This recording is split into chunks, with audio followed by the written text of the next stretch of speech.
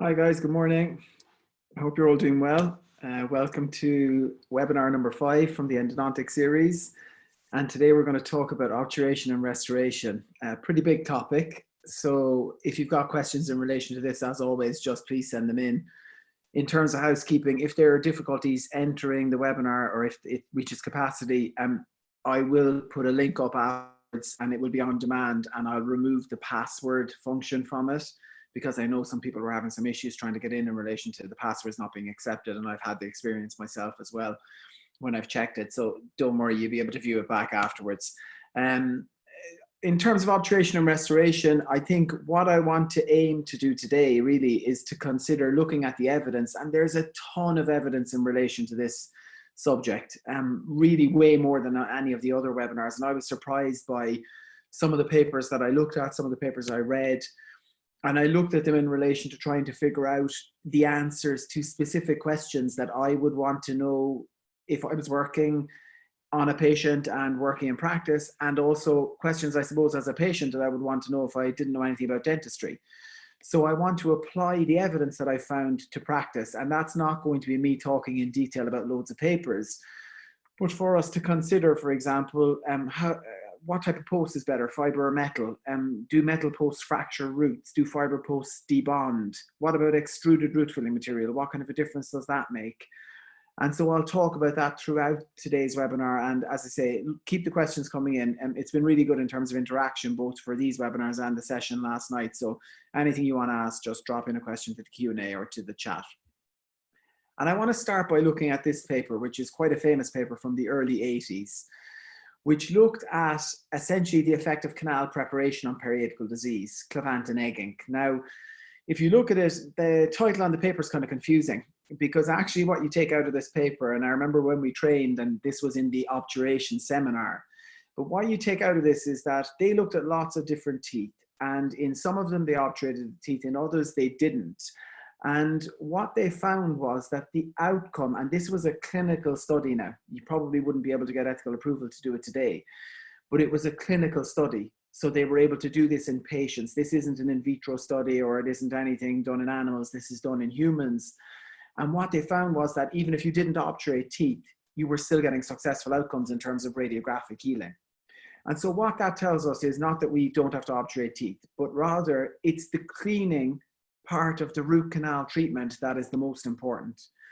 So one of the key messages I want you to take away from today is, if you adhere, and this happens so often to all of us, I'm sure, in practice, if you adhere to all of the principles of biological cleaning, and if you think back to the last webinar, if you get to length, if you get patency, you use the right irrigant, maybe you activate it with the GP cone, then actually if the obturation comes back, and if that obturation, for example, is a little bit too long, or if that obturation is a little bit too short, and I'll talk about which is probably better in inverted commas later, but don't beat yourself up over that, because often that is just simply a radiographic measurement of, I suppose, what we're doing when we obturate. And of course, it's linked to what we do beforehand. If you do blow open the apex, you're more likely to extrude. But the key is in the cleaning. And this study confirms that. And that's our starting point for today, is to take away that kind of obsession that we have in relation to going, oh, wow, I love the white lines on that. Look, I filled the lateral canal. Look at how dense the GP is. Often that kind of stuff isn't necessarily relevant to outcome. So we'll talk later about the things that are, and the things that we can apply in practice, and maybe not be so harsh on ourselves when a root filling per se doesn't look perfect. And so we talked the last time about this idea, and it's interesting because anytime I do a hands-on course, this really is the part where everybody struggles at every single level, where you carry out a root canal instrumentation on a simulated or an extracted tooth, and everybody goes through it really, really quickly. And in essence, that's kind of the hard or equally the more important part of the treatment. But then we come to the part where we're trying to fit our cones in. And I talked about this briefly the last time. And I said that, remember that GP cones are not matched to the instruments. And there are tons of studies talking about this. Tons of studies saying that your variability is enormous between instruments and GP cones, relatively speaking. And I said the tolerance last time was 5% for a GP cone, 2% for an instrument. So you can get big, big discrepancies. And of course, then we're often faced with the situation where we take a radiograph and we say, well, hang on, it's short in inverted commas. And so what do we do in a situation like this? And I said in the previous webinar, I would caution you against rushing straight to increase the apical size here, because you can see that it's got a really subtle little curvature there. And it's a very, very easy one to straighten. And remember, every time you straighten it, you're destroying the anatomy, makes it a bit more difficult to control irrigation, a bit more difficult to control obturation. Now, in essence, if you've maintained patency in this tooth here specifically, and you've got your size 10 file out through the apex in this situation, even if you obturated it to that point, number one, you're likely to get a little bit of sealer traveling into that prepared portion of the root canal anyway. So radiographically, it wouldn't look as bad as you thought it was going to look. And number two, biologically, and this is the key, this part of the canal would be clean anyway. And so in essence, if you obturated to there, and if that's what it looked like radiographically, obturated and finished, it's quite likely you would get a successful outcome if you adhere to the principles of preparation that we were talking about previously. So again, don't rush to look at yourself and say, look, it's my instrumentation that's not right here. Gauge that apex, get an O2 taper, normal sized hand file, match to the tip of your rotary, put it in and just gently tap it twice. And then that file should travel right down to where you've prepared to. And remember, that is one important thing as well, because sometimes we take radiographs intraoperatively, and we might take, for example, a diagnostic length radiograph and then prepare 0.5 millimeters short of the zero reading. But then when we come to the obturation, we kind of almost have a psychological barrier where we think, no, I want to see that root filling more flush with the apex. And that isn't what we're doing. What you should do is you should marry up your obturation to where you've instrumented to and not deviate away from that. And equally, remember, if you're very, very flush with the apex of the tooth radiographically, it's quite likely histologically that you're going to be through the end of the root, as it were, if you were to extract that tooth and take a look. And so, of course, there are a lot of questions and things we consider before we obturate, when we obturate, and after we've obturated. And apical periodontitis is a bacterial disease. We all know that, okay? How those bacteria get in depends on a number of different factors, but certainly we worry about residual bacteria being left in there. What's going to happen to them? Do they become entombed, as the word says? So what are they kind of mummified within the root filling material? So within the sealer, within the GP? Are they reduced down to a level that is compatible with healing? Because remember, you can do a root canal treatment and you can do a really good job radiographically, but I showed you some images last week where the radiographs looked fine, but the treatments had all failed. So really, it's a biological response that we're looking for from the patient. One of the most important things, and one of the reasons why we do obturate, which is kind of a little bit at odds with the Clavant and Egg ink paper, is to reduce space for any bacteria that are left in there. And so if your patient asks you, about your obturation and you want to describe it to them in simple terms, then remember these little words and statements. Tell them that there may be some residual bacteria, but you've reduced them down to a level that's compatible with healing, that the body will deal with the rest. And we don't use that, and this is in keeping with the other webinars, we don't use that as a flippant way to say, oh, it'll heal or it won't heal, but we've got to be factual with them. And Ram Nair, who is quite famous in the world of endo, did a really good study. Now, again, this was back in 2005. You probably wouldn't get ethical approval for a study like this today. But he looked at teeth that had been root canal treated, stainless steel hand instrumentation in one mesial canal in a lower molar, lower sixes, nickel titanium in the other. And then they took the patients immediately post root canal treatment and they apisected those teeth. They took the root tip away and they looked at it under microscopy. And what they found, there was 16 teeth involved in this study. Now, that seems like a tiny number, but that's a huge number when you consider that this is a clinical outcome study. But what they found was that there were tons of bacteria, lots of immune cells within these teeth that had been cleaned completely. These were good quality radiographic root fillings. And so that, for once and for all, even though we knew it intuitively, it confirmed for us, yeah, that we leave lots of bacteria in there. So if you want to be factual with your patient and you want to avoid any talk about kind of the root cause documentary on Netflix, you want to be honest with them And you want to say these bacteria are at a very low level in a very hostile environment because they don't have all the fluid and the space that they once had. They're surrounded by GP, sealer, which is antibacterial in a lot of cases, and they've got no space to proliferate. But our question is, as clinicians, and this isn't something I suppose that a patient would ask, our question is, what's going to happen to them longer term? And if we can get a good quality root filling in, and we can get a good quality coronal seal on top, these teeth will last for many, many years. And that's what we see in the outcome studies on the survival of root-filled teeth. And so if we consider then what's the best obturation technique we can do, and unfortunately I don't have an answer to this, and I didn't find an answer to this question. And I am absolutely acutely aware that people use lots of different obturation techniques in practice. And I have mentioned previously in other webinars the idea that previously I had looked at single cone and thought, single cone, I'm not too much of a fan of that. But now when I look at some of the literature emerging, actually there's quite a lot of support for it. Now, admittedly, that is with some of the bioceramic sealers, and I'll show you an image of the one that QED offer later. But if we look at this study by Wong, where they looked at carrier-based obturation, and I tried to take a look at this because I think maybe that this might be something we may consider post-COVID, looking at teeth when we're saying, okay, I was looking at some documents yesterday for the university in terms of what the clinic might look like when you go back. And, you know, it's interesting because a lot of it, and one of the key messages, and we've talked about this in these webinars, is what's going to happen, you know, in terms of timings. And one of the things they've said is, you know, you really need to be tight with your timing, that there can be no running late, because if there is, it will kind of mess up the schedule. And carrier-based obturation works really, really well. Now, it's fast, and we know from the lab studies that it gives you a very dense fill. But also the issue for me personally and from the literature is that it creates extrusion. And if you look at this systematic review and meta-analysis, they found that 31% of teeth had overfilling.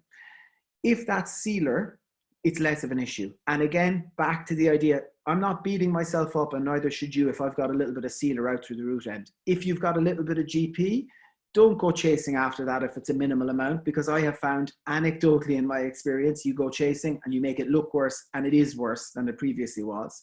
So I would tend to leave that and monitor healing over 6 or 12 months, talk to the patient maybe about the postoperative symptoms they might experience and some delayed healing, but then deal with the issue later if I needed to.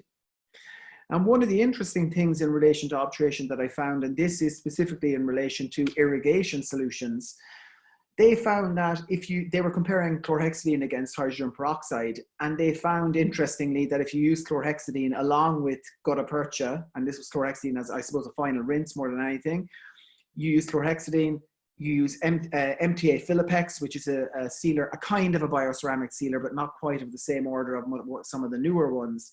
You use that and you got a really good seal apically. Now, I use the word seal, and I will use it throughout today's webinar, but I don't fully agree with it because we never end up with the seal that we're looking for.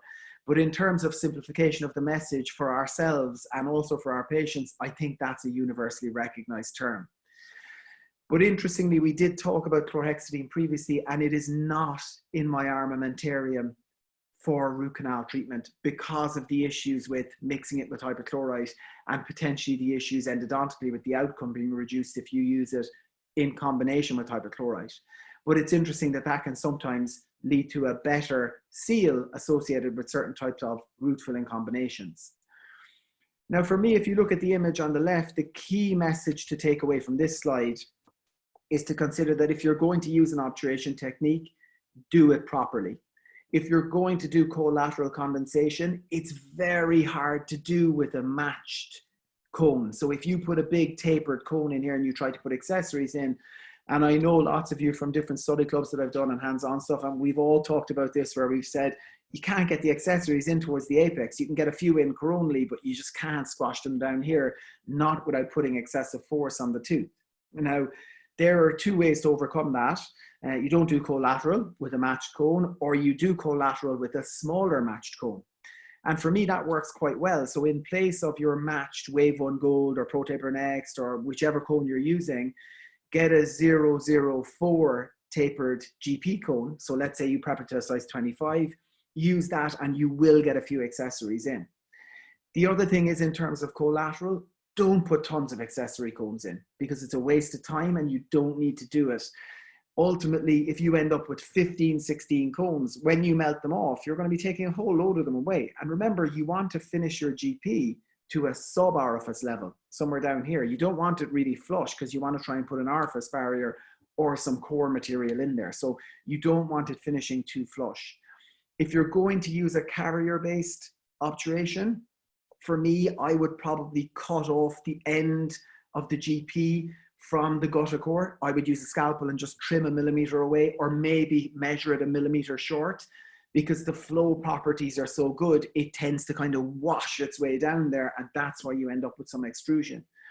And if you're going to use a single cone technique, I would say preferentially, it would be great if you got a bioceramic type sealer. But if you didn't have a bioceramic type sealer, you do want a good coating of sealer. So when you put that sealer in, coat it on the cone, move it up and down a few times. And then once you've done that, take it out and take a look just to see whether there's still some coating. And if it's totally stripped on one side, I would probably put a little bit more sealer on top. And then of course, when we think about sealer, we're saying, but what happens when I extrude sealer? What kind of a difference does it make? Does it affect the outcome?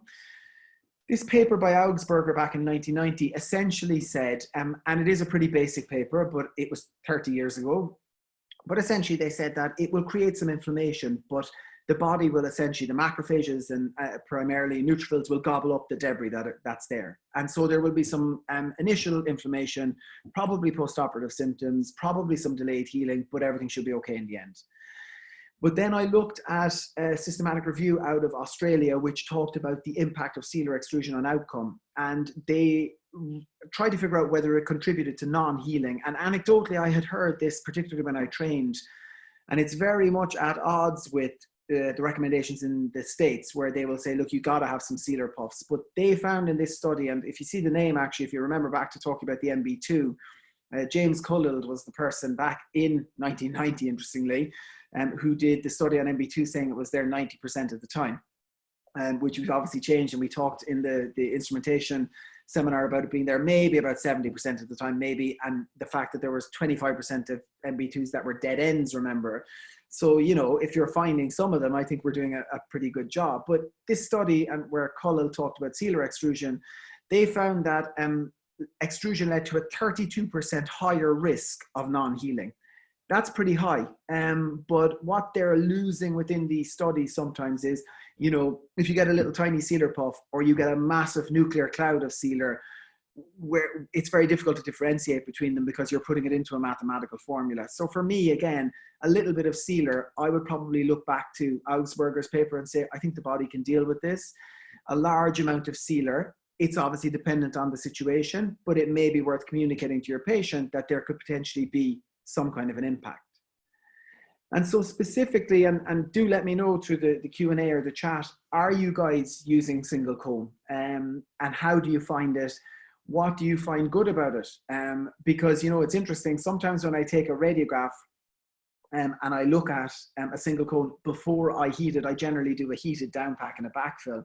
I look at the single cone in place and it almost looks more nicely tapered than when I obturate it. And again, that's back to this kind of idea about looking at the white lines. And for me, I'm looking and I'm saying, oh, I love the way it's kind of tapered. Whereas when you heat it, it looks a bit irregular. But of course, the root canal space is irregular. So we would expect that. But if we look at the effectiveness of single cone, and more studies are coming out in relation to this now.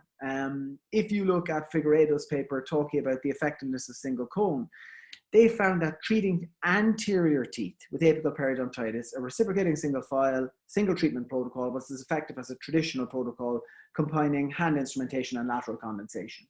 So that's a pretty good comparison, because in the same way as rubber dam is the gold standard and hypochlorite is the gold standard irrigant, the most tried and tested, and I suppose I'm going to call it comparative obturation technique, is collateral condensation, because it's been there for many, many years. And when they compare new systems against newer obturation techniques against the kind of standard ones, they will often say, look, we'll compare it against collateral.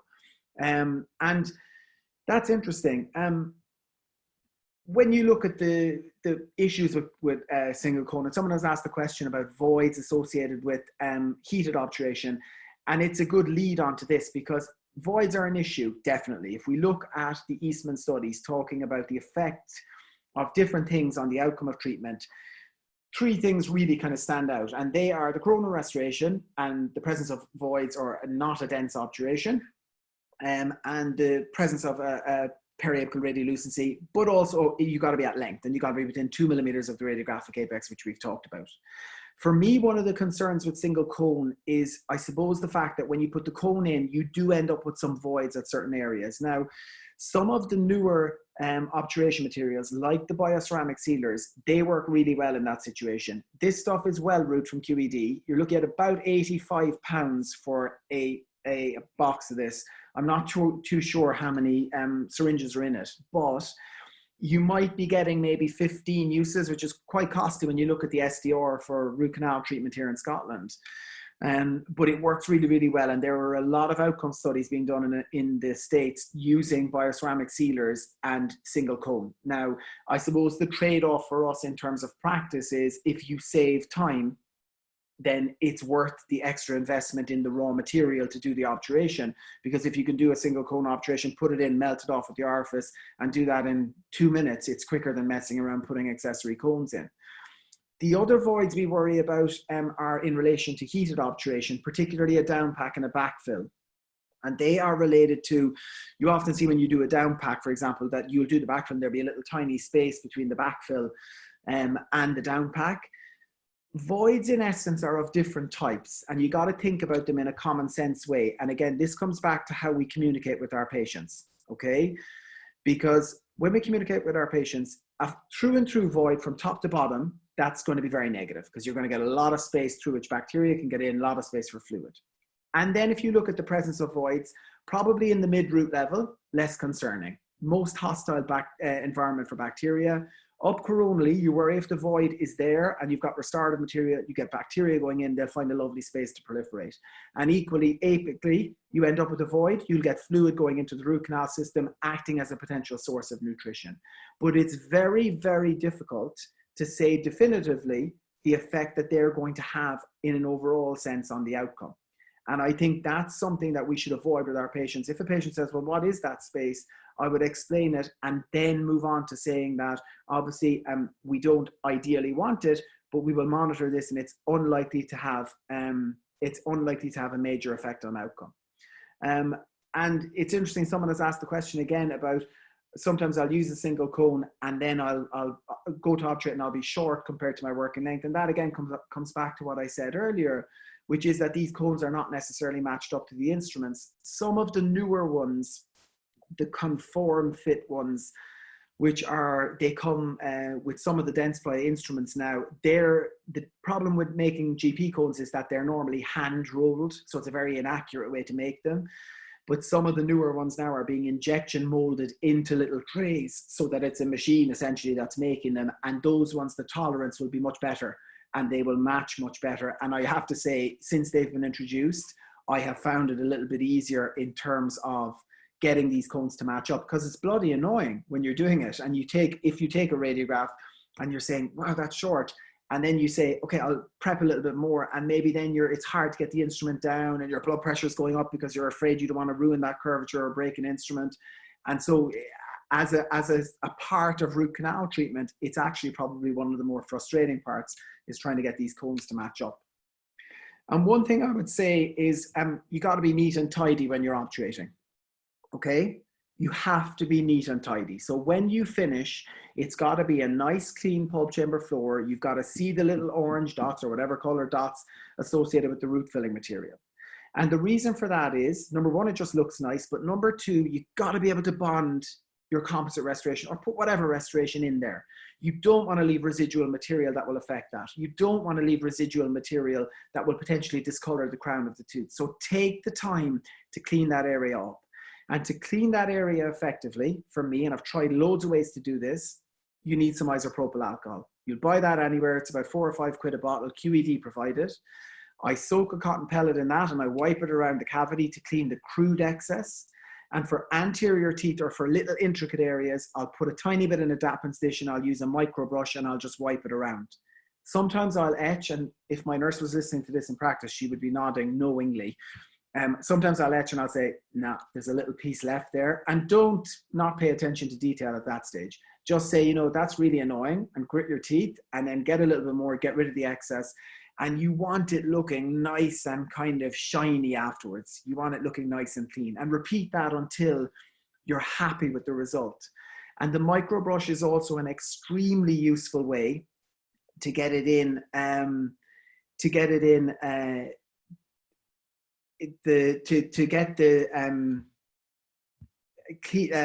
sorry, I've lost my train of thought, to get a clean air. Someone sent in a question saying, I get some drag back when I'm removing the GP, and how do I reduce this? So I was thinking of that at the same time. But using the microbrush is a great way to get a nice clean cavity anteriorly, because if we think back to the access seminars, ninja access is the way to go. And then you can't get a GP cone in, you can't take a working length radiograph, and then you can't clean it afterwards. And even with a little conservative access, sometimes you're trying to get a bit of sealer off, or you do end up with a little bit of drag back of GP. So for me, to get the GP to sub-orifice level, I've got two answers to this. I love my alpha, beta, or calamus unit, where a heated tip and a backfill, but you're looking at $2.5, $3 too expensive, I think, unless you're doing a ton of endo and you're happy to make the investment. And, you know, I read a thing yesterday that really scared me, and I do try to put in a bit of COVID information into these just to prepare us for going back. And hopefully we're hearing some talk about maybe practice restarting in some way. Certainly I've got some friends in London who are talking about it, and I'm seeing it in a few different kind of WhatsApp groups. So hopefully, I'm not saying it's going to happen really soon, but there's light at the end of the tunnel. But the PPE is going to be enormously different. The cost, I think, for pre-COVID was like 33p or something, and it's going up to like £33 or some crazy increase like that.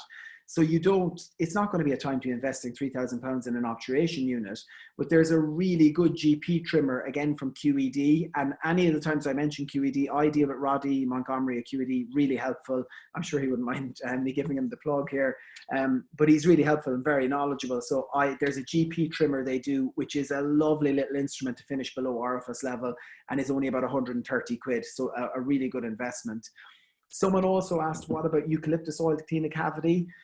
It's a good question. I use eucalyptus oil for retreatments, but isopropyl alcohol is just better at doing it. And the eucalyptus oil for me as well, it's kind of like mixing IRM. And you watch someone trying to get it out of the bottle into a dapping station. I'm thinking, bloody hell, this takes ages. Whereas the isopropyl alcohol is very easy to dispense, and you only need a tiny amount. And ultimately, it is more effective at doing what you want it to do. You could use eucalyptus oil, but I would strongly advise, and I haven't really strongly advised in terms of getting too much stuff for endo, but I'd get myself a bottle of this alcohol. And one of the things that comes up a lot, and I get asked a lot about, and I'm gonna play this, and I will interrupt my way through it. I will let my voiceover start, but what you're looking at here is you're looking at the management of a tooth with an open apex. And the reason I want to show this is that sometimes people will say, oh, open apex, I can't do that. And I'm not encouraging you ever to do something that you're not comfortable doing. But equally, if you know the basis of how to do it, and if you get a bit of practice with an extracted tooth or with a plastic tooth, there's no reason that you can't do it. You might not do every open apex, because every open apex isn't the same. But if you had some MTA in your practice because you had perforated a tooth and you wanted to repair it, and an open apex came into you 10 days later, take a look at this and you will see that the principles of its management are not that complicated. And that I think, and I like to think, we've moved away from this idea that, oh God, no one can use MTA, because there are loads of other materials besides MTA that are equivalent, that are maybe a little bit easier to handle. But the application of them into canals like this is quite simple, really. So you got a tooth here in a plastic block, and have a listen. And I'll fast forward through it.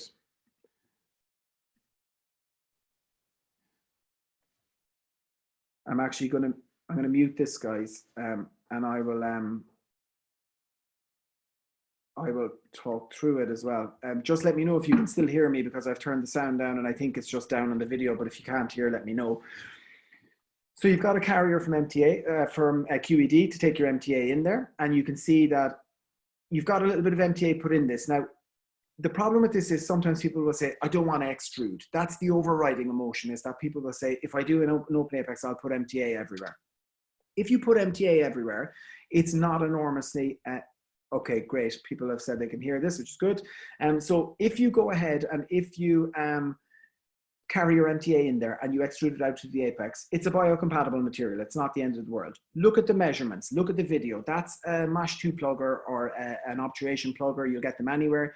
So I've measured the stopper on that and the measurement on the MTA about 2 millimeters short of the apex. Okay, so if I go back again and we look at our stopper, 2 millimeters short of the apex. Okay, look at our carrier. That's a piece of MTA that's come out of the carrier. So you can see that little 2 millimeter plug of MTA. So if you measured the plugger right to length to which you'd prepared to, and if you squirted the MTA out or pushed it out, you would push 2 millimeters out to the apex. So you've got to take account of the fact that you're going to force that little bit of material out. There's your plugger, and then you simply carry your MTA in, and you can see the plugger's in there, and you're just going to gently push down. My fingers are going to get in the way quite a bit here because it's hard to do it actually. And then I supplement that with a paper point. Okay, I don't just use the plugger, and you can see the action. It's not particularly careful. It's me in there with a big, that's a size 70 paper point. And again, it's measured 2 millimeters short of the apex, 2, 1.5, depends on the size or the nature of the apex. And you're just gently tapping the MTA down. And then you go in, you put another increment in, you bang it out, and then you gently tap down with your paper point on top with your plugger. And then you take an intraoperative radiograph. Okay, so I don't want you to be afraid to do that. And the same principles apply for management of a perforation. If you want to put something like biodentine into the coronal portion of the cavity and you want to get it into kind of a little lateral anatomical recess, use a paper point and just mix the material so that the paper point won't be bending and getting squashed. And you can see I carry it in, it's measured, and look at the action. Tap, tap, tap, tap, tap, tap, tap, tapping up and down. And that's another way in relation to a question I was just asked, how do you not get drag back of the GP when you melt it away? And sometimes you do get drag back, and it doesn't matter if you get drag back because you can go around it after circumferentially with a plugger. And that's one of the key motions in terms of endodontic pressure. The white of the fingernail is the pressure, but it's gentle tapping strokes, not picking one point and going, bang, I'll push on that point. And then suddenly you're pushing through the material instead of adapting it laterally. Because the key to an open apex is to adapt the material. And remember, one other thing about this is the reason you can use a paper point and the reason you don't extrude the material if you're not pushing too hard, and you can just see, I'll pop on my laser pointer just 2 seconds. You can just see the MTA is down here, right down at the end. If you can just see the kind of little white kind of layer, but you've got to do that little circumferential tapping. You don't want to push too hard there. And then once you have that part done, you go forward. I'll see if I can fast forward this. Now we've got to backfill it. And the key as well, look at this, the microbrush, not with alcohol. This is MTA. MTA is water soluble. Get a microbrush in there. Look at the action. I'm just brushing, gentle, tap, tap, tap, not poking the microbrush in, because we've got to get rid of the excess MTA from the coronal portion of the tooth, because if you don't, that will lead to some huge discoloration that can be very, very difficult to manage. Looking at the backfill, so we put some sealer in. Look how much sealer I'm putting in. Lots and lots of sealer in there because you don't want any voids. And then we get our backfill and we will put that in. Look at our backfill. Look at the GP coming back out. Okay. And I look at this now and I think, wow, it looks really messy. But you can clean that up nicely. You've got your GP in the middle that you can see. Watch the action of the plugger. Okay. Look at the action of the plugger. See the circumferential tapping, not picking one point in a wide canal and squashing the plugger in. That's the kind of gentle adaptation that you need. And then when we take this out, I think I've taken this out of the block, you can see, look at your obturation, look at your MTA plug apically, the differentiation between the MTA and the GP, and you've got a nice dense obturation. We go back to the Eastman studies and we say, what's going to work? An obturation to length, an obturation with no voids in it, a good quality composite restoration on top, MTA is biocompatible, all of that. It's not really strict, you know, getting into the evidence, but that's the kind of stuff you want to communicate to your patient. And you want to say to your patient, if you're doing that to them, look at what we've done.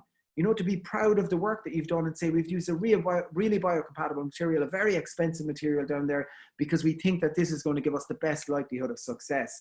And you talk them through what you've done in terms of the fact that you have realized the biological goals you set out at the beginning, and that's going to lead to a successful outcome. So, for me, I think it's not something that you necessarily have to rule out. Someone has asked, if you don't have MTA, can you use GP? You can. I suppose it's kind of difficult because you do a lot of adjustment of cones. Using single cone is difficult. You could, and someone asked earlier about using eucalyptus oil. Sometimes what you can do actually is with a larger cone in an open apex, and this is a derivative of what's called the chloroform dip technique. You can get a big large cone, put it into a bit of eucalyptus oil, leave it on a tweezers, don't take it off, okay? Wave it around to get rid of the excess, and then put it into a damp root canal with a wide apex. Put it in, take it out, put it in, take it out, put it in, take it out, but keep it on the tweezers.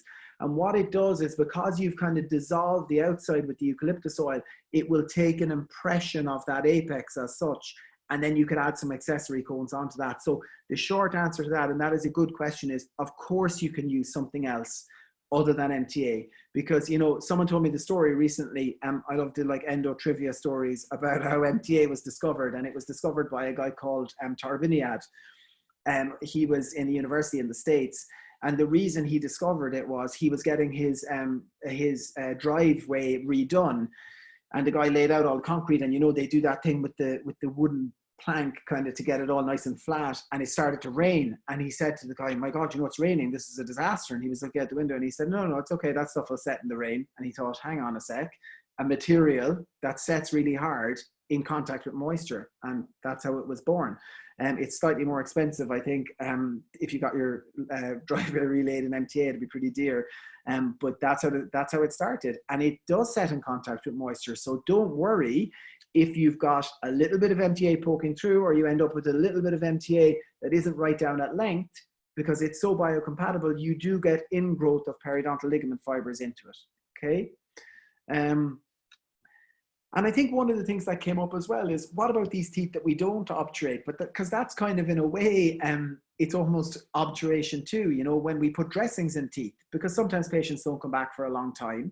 And if we are going to put dressings in teeth, there are lots of different ways to do it. But if you end up, and this leads me on to vital pulp therapy, it's why I've put it in. And the reason I put this in as well is, this may be relevant to us when we go back to work, because I think there will be a lot of emergencies to deal with. And interestingly, if you look at Oguntebi's paper, where they talk about post-operative pain related to the type of emergency treatment of symptomatic pulpitis, they found that if you do need to do a pulpotomy and put a dressing in, don't go into the canals. Because if you go into the canals, and this is supported, I've checked this over the last few days in multiple papers, if you go in and you start instrumenting coronal portions of canals, often you get so much bleeding because the blood vessels are wider within that central component of the pulp. And so sometimes, and you know this yourselves, you can't stop it bleeding, and you're kind of really quickly going cotton pellet and putting it in, and it's kind of seeping up, and you're trying to get a restoration on top, and you're worrying then, is it going to be sore? Is the patient going to get a swelling, even though they're in your mind, you're thinking there's no infection here? Am I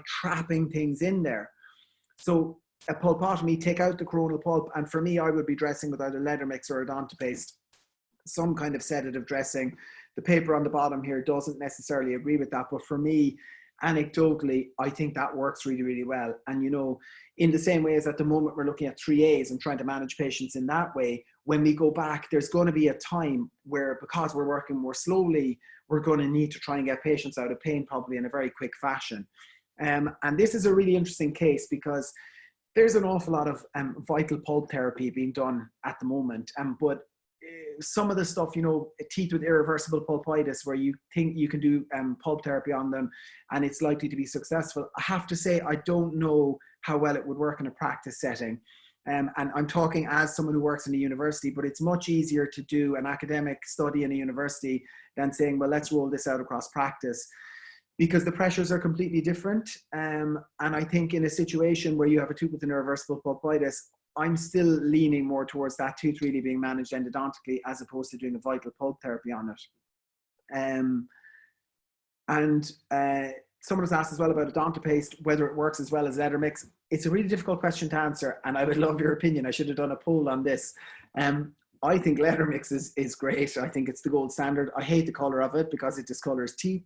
But I think anecdotally, leather mix is very, very effective. But equally, the key to doing a pulpotomy, lift the roof off the pulp chamber. It's a hemodynamic thing. It's because there's so much pressure building up. You've got increased blood flow going through there. I would say even with no dressing, lifting the roof off the pulp chamber will alleviate the patient's symptoms. So for me, either of them. If you're going to put them in, just be careful with them and clean away the excess, particularly in the case of leather mix. You don't want it kind of stained around the corona portion of the tooth. So if you put it in on a cotton pellet, carry some in there, and maybe then clean away the excess with a damp cotton pellet, or again, back to that micro brush, and then put a dry cotton pellet on top and put your temporary over the top. And this is an interesting case because this girl was 17. She was referred in to me. She is an exquisitely nervous patient, really, really nervous. She had lost her 7 because she had pain on the lower left side. It was then decided that it might have been the 6, and this tooth was accessed, but difficulty was encountered in achieving anesthesia. And so when the girl came to me, and think back now to all the seminars we talked about before, that we only say things that are definitively true based on the information that we have. That we're not saying, oh, it probably needs a root canal, or I'm sure it'll be fine, or, you know, it could work. What you want to say is, okay, I examined the tooth, no signs of infection or inflammation, no pain.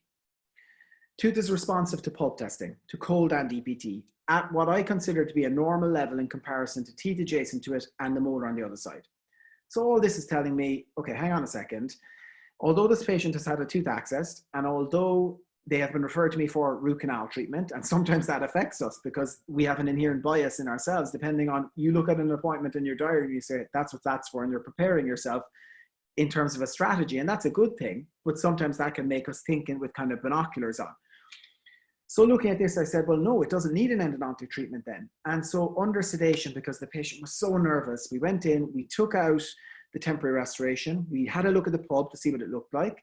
No profuse bleeding, quite easy to stop. We put a biodentine pulp cap in there and then a composite over the top. And at 12-month review, that patient comes back, no signs of infection or inflammation clinically, responsive to pulp testing, radiographically, no signs of pathosis. So it doesn't always have to be an obturation with root filling material. It doesn't always have to be a pulpectomy where you take out the pulp and you fill the root canals. Always be prepared to say, look, I got it wrong here, and I don't think this needs the treatment that it needed at the beginning. You go in there and you can do some kind of pulp therapy, and it doesn't have to be biodentine, it doesn't have to be MTA. Historically, it was calcium hydroxide. That's what people use. Now, the calcific bridge that you create with calcium hydroxide here is not as effective as what you create with the bioceramics, like your MTA or your biodentine. But if you put that in there, and you put a good quality restoration on top, and look at this, this is an occlusal restoration in a young patient in a last standing molar. If we think back to what I was saying about cracked teeth, Tan's paper from last week, when we were talking about instrumentation and looking at restorability of teeth in seminar number 2 as well. What teeth perform badly? Teeth that were the last tooth in the arch. And if that's a molar tooth and it's root filled in a 17-year-old patient, is that tooth going to be there when the patient is 50? I have to say, I would have my doubts. Someone has asked, would you ever use a matrix to provide a barrier to prevent gross extrusion in huge open apices? I think the question is related to whether I would use a collagen barrier. I don't routinely use them. And actually in a huge open apex, and it's a good question, in a huge open apex, sometimes we're kind of going down the regeneration, kind of revascularization route. So almost in a funny way, having the bioceramic material short of that apex, as it were, is a good thing because you don't want it right down there. You want some ingrowth of pulp-like tissue or maybe even pulp into that root canal space. But a barrier can be an effective way to do it. I suppose in a practice setting, the only worry with it is, again, it's similar to, you know, you're using chlorhexidine or iodine or whatever. And this will, you know, our whole protocol will become more complex when we go back, but I try to keep it as simple as possible. So I don't routinely use barriers. I have used them, but it's not something I would routinely do. Someone else asked a really good question as well, which is, do you maintain proprioception when the coronal pulp is removed? Or is there increased risk of fracture following pulpotomy? That is a great question.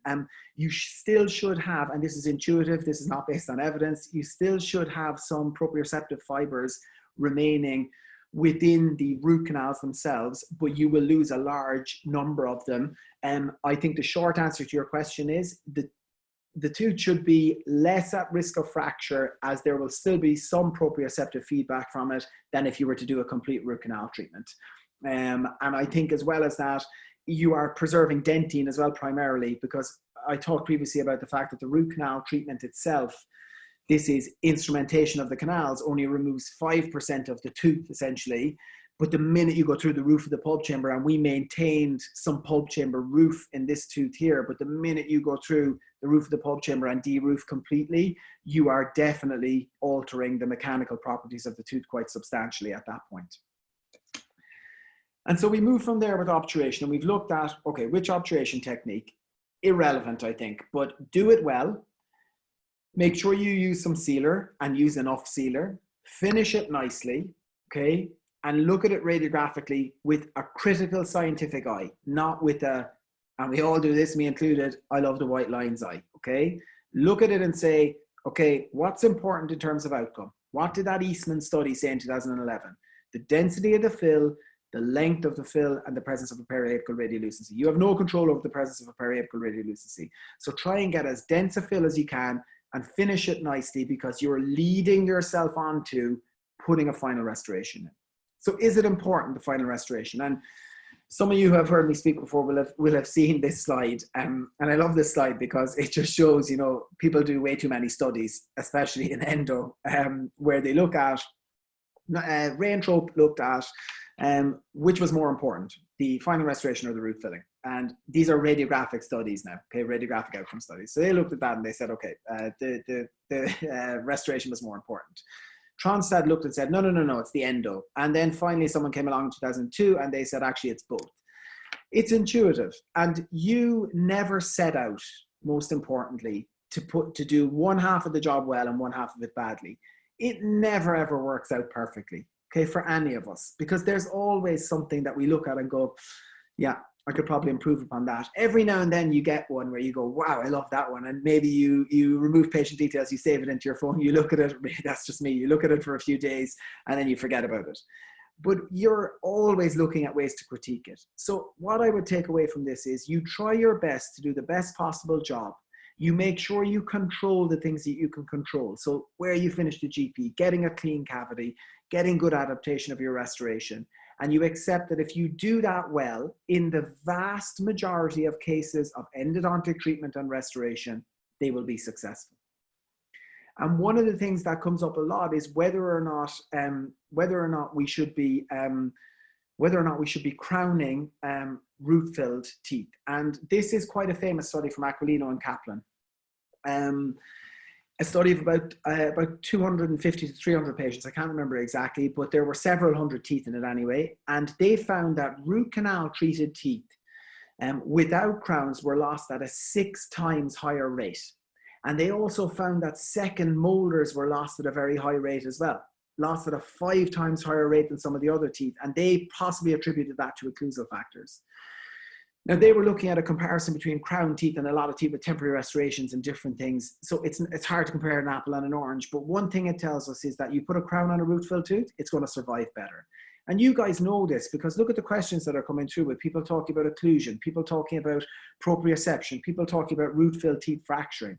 Of course, it's going to make an enormous difference if we put cuspal coverage on top, if it needs cuspal coverage. And based on the historic kind of older evidence, looking at that, if you've breached the marginal ridge, you should probably put cuspal coverage on top. But don't look at it with a set of blinkers on. Look at it and say, what's the patient doing? Are they parafunctioning? Do they have tooth wear? Are they missing teeth? How important is this tooth? And make your decision based on those questions, not necessarily just in relation to, you know, oh, well, this paper said this, it breaches the marginal ridge. I'll talk later about why and when we put crowns on top, because sometimes it's patient driven, and of course it's patient driven. And I've got 2 questions coming through just related to the previous slide, and I want to try and address these because the questions are good. Do you warn the patient that she may possibly still need root canal treatment, the girl with the pulp cap or the vital pulp therapy? Absolutely, 100%. It was the first thing, because you know why that's a really good question is in a patient who's nervous, who says, you know what, I'm never coming to see you ever again. And you hear this all the time. You guys do too. You know, they'll say this and say, don't take offense. And we hear it so often, of course we don't, but you got to take that into account. It may be that person's one hit to go, I just want this done. And last night in this, the webinar, we talked about kind of patient expectations. You got to listen to what people are saying. And somebody asked, what non-bioceramic sealers would I recommend? Tubal-Seal AH+, looking for the GP cutter on QED's website. If you put gutta percha trimmer into Google, it will show up some images, and failing that, drop me an email or a message afterwards and I can send you Roddy's email and he would be able to direct you. But which non-bioceramic sealer would I recommend? I love Kerr's Pulp Canal Sealer Extended Working Time. And this is going to sound so bad and so hypocritical. I love it because it's really radio opaque, and I love the white lines that it creates, but I just like the density of it. I like the fact that it's antibacterial. There's some antibacterial activity. My opinion is that in 25 years from now, hopefully when I'm looking at retirement, we will be using single file, single cone and bioceramic sealers. I think that's what we'll be using. But that seems a long way away. So for now, I'm using a eugenol-based one. So remember this Aquilino and Kaplan paper, and don't terrify your patients and say, well, I know a study that, you know, if you don't get this done, you're 6 times less likely to survive. You explain to them that it's an individual decision that they make, but that the evidence tells us that this affords some extra security. Somebody else has asked, what about Sealapex? I have no strong opinions on sealer. The only thing I would say is I would try and stay away from a calcium hydroxide based sealer. Because calcium hydroxide-based sealer is more water soluble, but I have no strong opinion on sealers. And the reason I have no strong opinion is the same reason I have no strong opinion on instruments. Most of them work very, very well. And if they're used appropriately and you put enough on and you move it up and down and you finish it nicely, a lot of the sealers will work very, very well. And I think that's what's important. Somebody has asked as well about direct composite restorations, which I'll talk about in a second. They're a great solution to a problem if you put cuspal coverage. So when should we place the final restoration? This is something else. Now, it depends, I suppose, what the final restoration is. And there are essentially only 3 choices here. You either immediately do it, you never do it, or you do it after review. And we're talking here about cuspal coverage.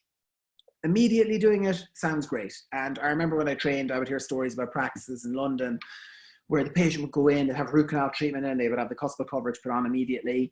And I thought, wow, I want to work there. That sounds incredible. Although you can imagine the time pressures if you had a prosthodontist upstairs saying, yeah, you have got 15 seconds to finish this root treatment because I got my patient booked in. You could never put cuspal coverage on. And I know this applies to all of us. We see loads of patients where we don't do it and the teeth are fine. The teeth don't fracture. And that isn't the key point here, because lots of these teeth, if a patient says to you, well, I have another root fill tooth and that never fractured, it's not about twisting their arm and saying, well, you know what, that's probably going to fracture too. That's never going to work in terms of building trust or building your practice, because the patient's going to go, yeah, well, it didn't, so I'm not coming back to you. So you don't want to get into that conversation with them. You're offering them your opinion and your advice. And if you're going to offer it, be factual about what you say. The longer that tooth is in the patient's mouth without cuspal coverage, the more likely it is to fracture. But I've looked at your occlusion. I've looked at your wear faceting. I've looked at your dental history because you are a patient of mine. And okay, I'm either happy to monitor it, but you've got to appreciate that there is some risk associated with it. If you talk about putting it on after review, you're hedging your bets. And a lot of patients love this because in terms of finance, it works very well. And I don't have a huge objection to that. You could stabilize it with the stainless steel band, but they're not readily available for people in practice, and they're difficult to keep clean, and patients hate them. So if you are going to do it after review, you maybe then want to consider whether or not you need to put a direct restoration on that has cuspal coverage. And I'll move from that. I'll talk about that in more detail later when I talk about specifics that you can take away potentially for your practice in Scotland, because I want to try and apply it so you can say, well, okay, I've looked at loads of evidence. This is like what I think I'm going to do going forward. And sometimes we look at teeth and we say, well, you're trying to wonder whether posts were necessary or not, because lots of teeth have got posts in them, because historically, there were lots of papers that were written that seemed to suggest that posts could reinforce teeth, which is crazy. It makes no sense whatsoever, and it's not correct either. Okay, And you look at teeth like these, tooth up on top, both of these teeth, large posts, both of the teeth have got direct posts, different designs, admittedly. One on top has got some non-serrated posts, and you can see they're prepared, two of them, tooth on the bottom, very similar. And the reason I put this up is to show that you've got a situation here where these posts were taken out through the existing cast restorations. And think back to what I said about accessing through cast restorations. Margins of these look to be satisfactory. Tiny deficiency there at the distal on the 6, but I examined that under the scope within the cavity and it looked normal. Down here, big posts. And I've taken these out as an interim measure. And it comes back to this kind of luxury of saying to a patient, well, you can leave this crown on, but you need to get it replaced eventually. And I've said to these patients and communicated it to them, I think I can get these posts out through the crowns because I think you've got enough tooth tissue. And I'm going to leave this crown on top, but I'm going to recommend replacement afterwards. And it sounds weird and you're probably thinking, why didn't you just take it off? But it helps the patient because in a situation, particularly with the one on the bottom, freestanding molar, my alternative here is to say to this patient, I'll take this off, I'll get the post out, I'll put a core in, a temporary crown, and then I'll get your dentist to put a permanent crown on top, and then the treatment fails. And the patient comes back and says it failed. And I say, all right, okay. Well, in that situation, you're going to have to get your tooth out because apical surgery might be difficult. It's possible down here, but it's difficult. Instead of saying to the patient, well, leave the crown on, you can get it changed afterwards. And of course, that's a compromise. There's no question. But the margins of that are good. They were really good internally. We've done our root canal treatment. You can see the width of the prep coronally where the posts were. But we have the luxury of reviewing that patient without a temporary crown in place for 6 or 12 or 18 months, or maybe the patient doesn't come back to you at all. And so for me, it's a useful kind of a compromise. And that's kind of what I want you to take away from this. Yeah, okay, there's Aquilino and Kaplan, there's Sorensen and Martinoff, there's a ton of papers saying, no, you've got to put a crown on top, the marginal ridge is breached. But what's happening on a day-to-day in your practice? What's happening to patients who are coming back to you in late May, early June, needing crowns, who are saying, I haven't been working either for 3 months, and I've been furloughed, and these are going to be tough times for lots of people, and we're going to have to adapt how we practice. You're trying to do the best for your patient and adhere to the biological principles that are there. And I think that's really, really important. Otherwise, you end up in a situation where it becomes slightly accusatory and the patient gets fed up and you get fed up. And ultimately, if the tooth doesn't fracture, there's a whole I told you so going on, and you don't want that. People have asked, what's my preferred core material for posterior teeth? The practice is exclusively composite. And I remember when I started, I'm there now nearly 6 years, I started, and I said, I want to put an amalgam in, and they were kind of looking at me going, amalgam? What are you on about? There's no amalgam here. And the adjustment was hard, and we're on our way there anyway. But the adjustment was hard because you had to kind of get used to using sectional matrices routinely. Composites are more technique sensitive, but I do like composite posteriorly.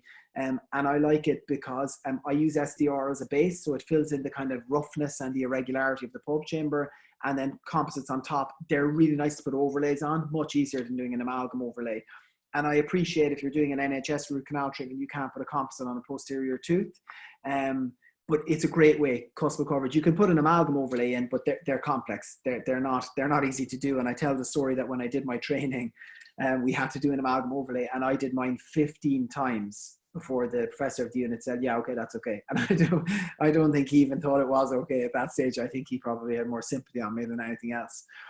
And you look at a case like this as well, and some of you will have seen this before, and you look at this and you say, were posts needed? And this patient came in and they had been referred in for root canal retreatment, and the root canal fillings were done, I think they were done about 18 months previously.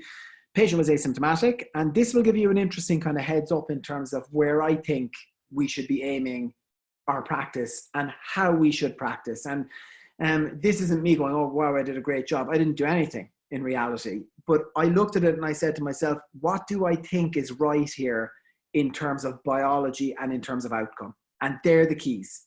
So asking about sealer or asking about, which type of instrument or any of that stuff, none of that makes a difference to outcome. All that matters for us as clinicians is outcome. Getting our patients to a point where there's a success clinically, there's a success in terms of our relationship with our patient, and we're happy leaving and they're happy as well. But you looked at this, and actually this patient, I had seen a series of radiographs where the lesion, and you can almost see its outline on the radiograph, and this is something I talked about previously, where if you don't have perforation of the cortex, you can't see a radiolucency. But I had confirmed that there was healing, and you can see as well that there's a widened PDL space. But that's almost what it looks like radiographically when it's reforming after the presence of a radiolucency. So in a situation like this, I said, okay, I'm not doing root canal treatment on these teeth again. And this patient spends £1,500 getting root canal retreatment done. And then I send them away, and they've got to get potentially new restorations. So I looked and I said, what's the problem? And the patient said, I don't like the discoloration. These teeth were really profoundly discolored, serrated metal posts. So I went in, took the posts out, which was quite straightforward, packed the root filling material down, and put some composites in. Did a little bit of bleaching, I think, as well. Really satisfactory result from the patient's point of view. And I'll say two things in relation to that. Number one, that was the treatment that was biologically indicated, and it worked. And number two, it brings us back to clavanta negging, the first slide. Look at the quality of the root filling. You can see a single, probably an accessory cone down at the apex. And yet, over a series of radiographs, you can see the PDL is even more formed here. It was a few months later. And so that radiographic appearance of the obturation, the cleaning of this tooth was good. The cleaning was satisfactory, and you end up then as a result with a successful outcome. And for me, that was the treatment that was indicated. Teeth probably didn't need posts to begin with. And so it works well. And then sometimes we look and we say, how should I prepare a post space? Let me see, someone has sent in a question. What's preferred core material? When you have one wall, do you trust without a fiber post composite core? If I'm missing a wall, that's a good question actually. If I'm missing a wall, I will probably place a post. But remember, don't stick to the rule book and say, you know, if it's an upper molar, and let's say you are missing the buccal wall, and people will say, okay, I'll put posts in. What's a post for? A post is to retain a core. A post is not to retain a crown. A post is to retain a core. And sometimes people will put a fiber post into the palatal canal, even though they've got palatal dentine. And it's doing, the palatal wall will retain the palatal part of the core. You've got to play around with that. And you've got to say, actually, you know what? I'm going to put the post into one of the buccal root canals, but be conservative. Doesn't have to be as wide a post, minimal prep. It doesn't need to be this massive long post, X number of millimeters long with this amount of GP remaining. You do what you can do, and you adhere to common sense and principles. So you put maybe a shorter fiber post into the coronal portion one of the buccal canals, and it gives you that extra little bit of retention at the point of the tooth where you need it. Not just, I put it in the palatal canal because that's where you put posts. So you've got to be prepared to play around with that as well. That's very, very important. Someone has asked me about my preferred method for removing posts. I don't even have it in yet, but yeah, I will talk about that in the retreatment seminar. There are, depending on the type of posts, there are loads of different ways to do it. I'll go back actually to these slides. Looking at these as a principle, serrated posts are usually pretty straightforward to take out with an ultrasonic, even though they were famous last words for this patient. But they are, because you can spin them out, whereas something cast that's cemented in, they can be a little bit tougher. In terms of when you prepare a post space, these are the rules. Do it under rubber dam, okay? Because studies show that if you do it under rubber dam, you do get a better outcome longer term. And it makes sense, you know, because if I've got rubber dam and you're not going to get contamination, do it immediately after obturation, okay? So do it immediately after obturation, because if you do it after, then you're more familiar with the root canal anatomy. And it's intuitive, isn't it? You're just going, okay, obturation done, post space drill, zzz. Do it conservatively, but not carefully. And this is very important. And carefully as in inverted commas, because if I see someone kind of going zzz, zzz, zzz, with a post space drill, it worries me. It worries me that they're saying, I'll just keep preparing, keep preparing. You allow the post space drill in with a nice loose wrist. You put it in, you go zzz, and you take it back out. And when you meet resistance, you stop. And that's not being careful. There's nothing worse than watching someone go zzz, zzz, zzz, and make adjustments to a crown pep or a restoration, because in my mind as an endodontist, I'm thinking, bloody hell, the pulp is going to not survive this. So do it intuitively, and do it putting it in and going, that's it, that's the post space done. It should take you seconds, because if it's taking you longer than that, then it worries me. And if it takes you seconds, you're not doing it carefully, in inverted commas. You're doing it according to your familiarity with the root canal space, both visually and in a tactile sense. You're doing it with common sense applied to it, and you're doing it with knowledge. And if you do it, and you can get away, actually, if you don't want to do it under rubber dam, you can put an orifice barrier of something like IRM, over the GP, and you could take the rubber dam off then and prepare your post space, because it's not an issue in terms of contamination of the root filling material. If you're going to put IRM onto GP in the apex, you need one of those pluggers that I showed in the MTA video. You've got to have one of them to be able to carry it down. You put it down, you pack, pack, pack, pack, pack, pack, circumferential, gentle packing, not down, squash, pull it back out, because that will just make you angry, and you don't want to do that. And one question I get asked a lot about is, how about temporary post crowns? So are they useful? Do I use them? I don't use them. I do a lot of direct posts, fiber posts, because, and I'll talk about that in a second, I think they work well. They're simple. This is quite a famous study by Fox and Gutteridge, and there are other studies by DeMarco, and Bill Saunders has done a study in relation to temporization as well. This study in particular looked at, it was 3 different groups of 10 teeth looking at, they looked at cast posts cemented with zinc phosphate. They looked at direct metal posts cemented with resin and a composite, and they looked at temporary posts. And then they had a control of no temporary post crown, just an open cavity. And now, this is a dye leakage study, and these have largely been kind of discredited in terms of what they show you and what you can take out of that. But a dye leakage study basically means you immerse it in Indian ink and you see where the ink goes. And if the ink goes further, it means there's more leakage. That's very hard to extrapolate to anything that's happening clinically. But what they did find was that with a cast post with zinc phosphate, or the direct post with the kind of resin material, you got no leakage. The temporary post crown was the same as having nothing there. So for me, in terms of, and I always say to our students, you answer a question academically and you answer it theoretically. And that's how you can apply your knowledge to managing your practice and talking to your patients too. So you say to your patient, what I'm going to do is I'm going to do a direct post here. And it's going to be this type of post. Let's say, for example, you did a private endodontic treatment in your practice and you said, I'm going to put a fiber post in because the evidence says these work well. And I'm going to prepare this and I'm going to cement it in today, and we're going to leave you with a temporary crown, which incidentally, on top of a permanent post and core, a fiber post and core, you could leave in for 6 months to allow healing to occur, okay? Because you've got the permanent core restoration underneath it. So that the academic part of it is that this paper says that temporary post crowns don't provide us with a good seal. And if you think about it, if you do it direct in that visit when you've obturated, there's no temporary post crown, there's no fee for a cast post and core to go away, there's no period of time where the whole thing is going to leak, there's no situation with the patient losing this permanently. If I have to put a temporary post crown in, what I will do is, and this happens intraoperatively for me, it doesn't happen at the end because, as I say, I use a lot of fiber posts. I will put my temporary power post in, I will put it in with temp bond, and I will allow that to set, and I'll leave it. And then I'll put a glass ionomer core on top and I'll prep it, or a composite core, and then I'll stick a crown on top. Now that's bloody annoying when you come back and you got to take all that apart again.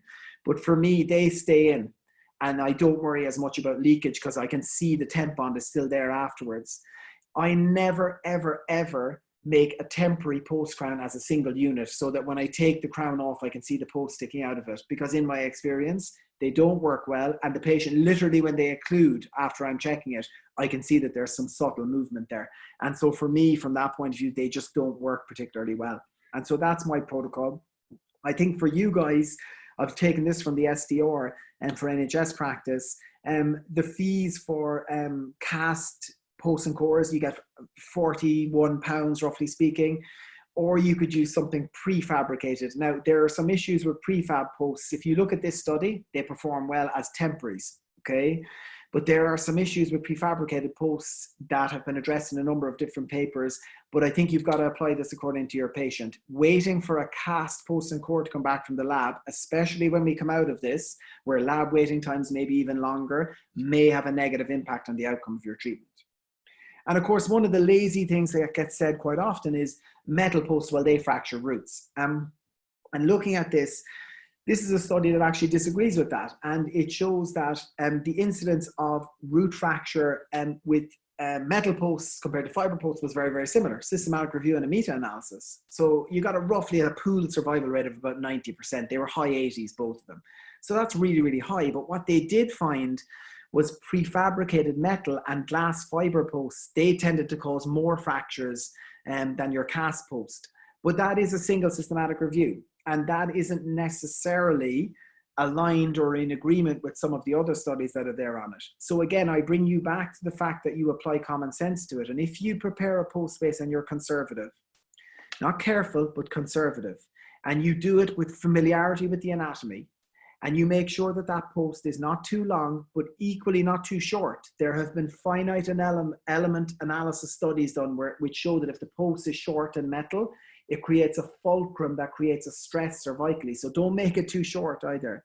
But if you put it in and it's well adapted and you cement it carefully and you look at the patient's occlusion, then in that situation, you are unlikely to fracture roots using metal posts. It's important as well that you do identify that clinically, that you know that if you've got a tooth that has a post in it, and again, if it's got a tail and it barks, it's probably a dog. You've got a very heavily filled tooth. It's got a cast metal post and core. It's got a deep, narrow, isolated probing defect, maybe a sinus on the attached gingiva or a couple of sinuses, and a kind of a puffy appearance. Often that's indicative or pathognomic of a fracture. So watch out for that entity. And if that happens, you explain it to your patient and you explain that there is no hope for that tooth, but you explain why it happened to them. You don't say, oh, well, it happens to root-filled teeth, because it doesn't happen to a lot of root-filled teeth. Look at what this study found.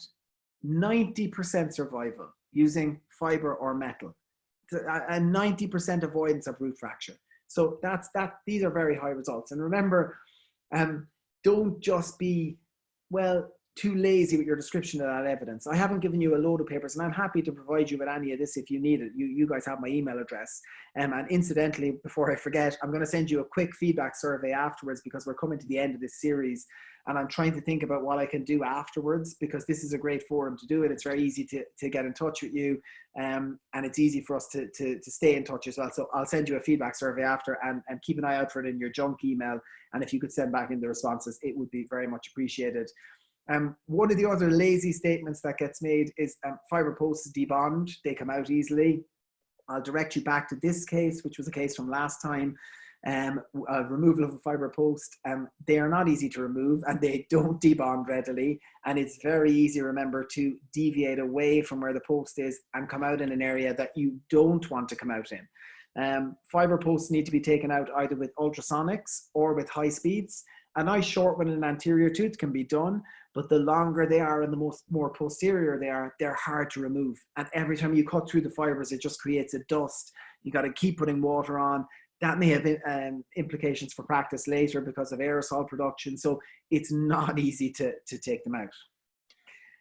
And we're coming kind of close to the end now, and lots of people ask about the use of endodontically treated teeth as abutments for bridge work. There's a great narrative review done by someone called Goga, which basically describes the use of root-filled teeth as abutments for bridge work. Design is important, and I talked about this in the webinar last night. Cantilevers are not great. Distal cantilevers are especially not great. But the paper up on top, they looked at the use of fiber post retained cores in abutment teeth for fixed bridge work. This is an in vitro study, to be fair, but they actually found that you ended up, number one, with a lot of chipping of restorations, and that's to be expected. And it's not an easy one to solve sometimes, but I think that's probably an acceptable outcome. They were looking at zirconia framework, so interestingly, they weren't getting too much fracture of the framework. And they found also that the presence of a quartz fiber post didn't have a negative impact on survival, which is interesting because for me, I suppose the border of where I would go, if you've got a patient who needs, let's say, a 3-unit fixed bridge in the anterior region and the abutment teeth have got posts in them, it worries me an awful lot because you've got a tooth which is made of dentine, which is moving and flexing slightly. You have a fiber post in the middle, which is moving slightly because they're meant to. That's the reason people put them in, is because supposedly the modulus of elasticity is similar to dentine. You have a core moving slightly, you've got a bridge moving slightly, and that worries me. All the little micro movements within it worry me in terms of failure or potentially in terms of fracture as well. But in essence, if you do have sufficient coronal dentine, using root-filled teeth as abutments for bridge work, it's not ruled out. But again, and I talk about this and I talked about it earlier, the risk is slightly higher for the patient. And that's what you communicate to them. Because they may say, I'm not having an implant. Or they may say, I've been told I don't have enough bone for an implant. Or they may just say, look, I want to have a bridge there because I've now invested in 2 root canal fillings. They're heavily filled teeth. You're telling me they need 2 individual units. Can you not put a bridge on top and design that bridge so that that takes into account what my occlusion looks like, and I will be willing to take into account that there is risk associated with it. So that's a conversation that you have with them, and you explain to them you're increasing the risk because you're using the teeth as abutment teeth. And of course, remember, the endo never fails. It is always somebody else's fault. I talked about this in the webinar last night. This is Veyer's paper, where they looked at a number of different teeth. I think it's about 115 teeth or something, where they talked about the reasons for failure, and they found about 60% of them were due to prosthetic failures, about 30% were periodontal failures, and this was over a year. So I find this interesting, this paper, because they had 30% of the failures were due to perio in a year, which would make me kind of think, well, should they have been treating those teeth in the first place if they were failing due to periodontal reasons within 12 months? But the banner headline is that only 9% of them, or 10% of them, were failing due to the endo failing. But I've said this previously, you can't differentiate between that. You know, even as an endodontist working in a referral practice, I can't in all good faith say that to a patient and say, look, the work I did, it looks great. It's great and it's been a success. It's just everything else has failed around it, because they're inextricably linked together and you can't differentiate. And in practice, I put in all my own cores and I send the patient back to the referring dentist, because I want to have it in a situation that is under control for everyone and is also easier for the person referring the patient into me, so that they can say, okay, great, I've got a core in, now I'll prep it and I'll try to write in my letter what I would suggest putting on top in terms of a restoration. And then you keep control, everybody keeps control over it. And we just rely on the patient arranging the appointments, as opposed to a patient goes back to the temporary restoration on a cotton pellet and something like this happens, for example. Something like this happens where they can't get to a practice for 3 months or 4 months, and you end up in a situation where your treatment fails. And that is not the fault of the patient. And to me, and it's probably hard to say, it's surely not the fault of the referring dentist, because the patient didn't go back. And so it's much, much easier to control it, put that final restoration in, and then put the cuspal coverage on afterwards. And how about Scotland then? What type of post should we be using? Should we be using direct metal posts? Should we be using cast posts? I would be open to your own suggestions on that. I think I've shown the SDR. This looked particularly at cast metal or direct posts and cores. They said there was no difference in fracture resistance between cast and direct metal posts. So that's important, because again, I showed you a paper earlier, Figueiredo's paper, talking about and saying that direct metal posts were giving you a negative outcome. And this just shows you about the evidence. Here's another one saying that it doesn't, and that you don't get any increased fracture incidence using a direct metal post. If you are going to use a direct metal post, or if you are going to use a fiber post, or you're insistent on using cast metal post and cores, I would say, in keeping with what I've said about all of the aspects of root canal treatment, do it regularly. Do it in a monotonous fashion. Have your box of metal direct posts, have your core material, and that's your system. You stick to it because, number one, your foundation is biologically, you believe it. You can back it up with some evidence. You can communicate it to your patient in simple terms, and you're good at using that system. Because having tons of different systems, and I'll use this for this and this for this, and it's not a blanket cookie cutter approach. Of course, there will be cases you have to deviate, but the vast majority should be your system. And I'm not saying you can't change that system or tweak it, but jumping from one to the other, it just doesn't make sense, and it's not going to necessarily work too well for you. 2 questions in relation to posts in particular. How do you determine the length of the post, which is a really good question. And I'm just conscious we are going to be coming to the end soon. How do I determine the length of the post? I determine it based on the tooth. Number one, based on the anatomy of the tooth. Are there any subtle curvatures that I don't want to encroach on or come out through the danger area? The idea of having a post really of a certain length we're moving away from, but in an ideal world, it should be at least as long as the length of the crown. So if you've got the space to do that, you should adhere to that. You've got to have between 3 and 5 millimeters of GP or root filling material left at the apex. That's very, very important, or it will leak. But I really adapt it according to the individual tooth. It's to retain the core, and I'll show you a case on my last slide, which shows a not so great root filling radiographically and a not so great post but a treatment that was successful. Someone has also asked, do I take a radiograph of the cast post, cement it in, check it on a radiograph, and then prep for a crown, or do I do it all in one go? It's a really good question, and I can't answer that, I think, definitively, because sometimes I take a radiograph if I put a post in, and sometimes I don't, and I don't know why that is. So you just get that voice on your shoulder sometimes saying to you, just have a look. But my blanket rule is I'm usually confident enough looking down the microscope when I place the post to test it and check for fit. I'm usually confident enough with that direct visibility that I don't need to take a radiograph. And as a comparison between direct and indirect restorations, they are very, very similar. We know Tickle's paper, because we looked at this previously. They found that NHS-funded root canal treatment survival rates up into the high 80% range, and that putting crowns on top made these teeth perform better, which is in keeping with Weier's study. It's in keeping with Aquilino and Kaplan's study. It's in keeping with Sorensen and Martinoff. Loads of evidence in relation to that. Francesco Manocci, who is the head of Endo down in King's, looked at, and he did a lot of this in the early 2000s, looking at direct cuspal coverage restorations. And I have to stress, as an interim measure, a medium-term measure, they work really, really well. So if you do have a patient where you do an endodontic treatment and you're not confident in terms of saying to them, look, you need to have an all-ceramic crown put on this lower 6, put a cuspal coverage on top. That rule applies to inter-appointment situations. If you don't have stainless steel bands, you can take down your cusps and put a GIC dome on top. There was a study out of Melbourne University that found that actually worked really, really well. So adapt that for your own practice as well. Someone has asked as well about my thoughts on cutting the tip of a master GP point if the master cone shows extrusion. I think it's a great idea. I think it's a good question. Play around with it, and it comes back again to not the cookie cutter approach. It's in simple terms, you're just putting a cone in to a space that you've created. So if it's slightly extruded, you've got two choices. You either get a cone and you shorten it with a scissors or a scalpel, or you get a bigger cone. So definitely, I often do cut the tip of a cone away, because using a warm vertical technique, you're getting a certain amount of apical push of that, a certain amount of apical push of the GP cone.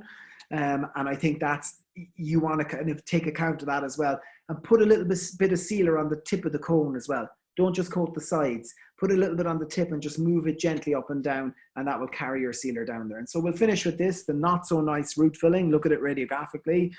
And a post where maybe a post wasn't needed, and a dodgy wax up done by me when I was a postgrad, and then the final restoration, gold, of course, because it was in the Eastman and there was nothing tooth colored when I was there. But you look at this, and really I put this up to say that sometimes you just adapt according to the situation that you're in. The root canal filling here, it doesn't look amazing radiographically, but it's to length, it's got no voids.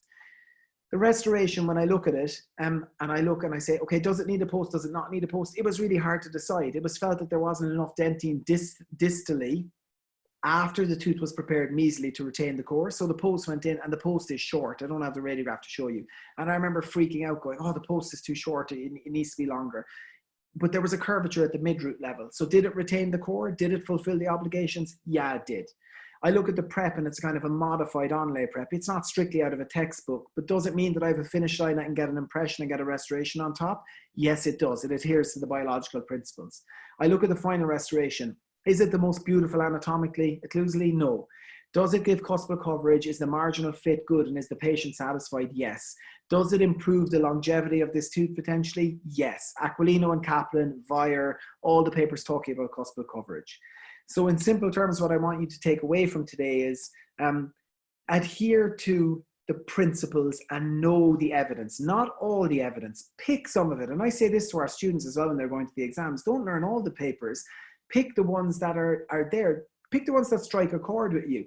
You know, there are faults with loads of the evidence out there, but pick something that you think, you know something, I can describe that well, and that suits my style of communication.